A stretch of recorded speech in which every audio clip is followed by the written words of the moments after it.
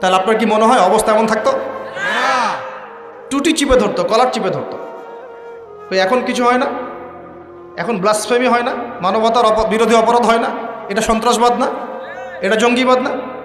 তারা যে সারা বিশ্বে প্রত্যেক মুসলিম কান্ট্রিতে লক্ষ লক্ষ মুসলিম ভাই বোনদেরকে হত্যা করছে, এটা জঙ্গিবাদ না, এটা সন্ত্রাসবাদ না? ওরা তো ছেলে ছেলেদের বিয়ে করে, ন্যাংটা হয়ে ঘোরাফেরা করে, উলঙ্গ হয়ে ঘোরাফেরা করে। ওদের সমাজে এক একটা মেয়ে বিয়ের আগে 10 বার করে সেক্স করে কমপক্ষে, এক একটা ছেলে বিয়ের আগে 10-20টা মেয়ের সাথে সাধভোগ করে। ওরা আমাদেরকে শেখায় এখন সভ্যতা কাকে বলে, ওরা আমাদেরকে শেখায় জ্ঞান কিভাবে শিখতে হবে, ওরা আমাদেরকে যে মতবাদ শেখায় আমরা সেটা কাট পেস্ট করে প্রয়োগ করি। সব কিছু ওদের থেকে আসতেছে আমাদের এখানে। আমরা আমাদের গায়রত, কোরআন এবং সুন্নাহ আদর্শ হারিয়ে ফেললাম, এতই দুর্বল হয়ে গেলাম।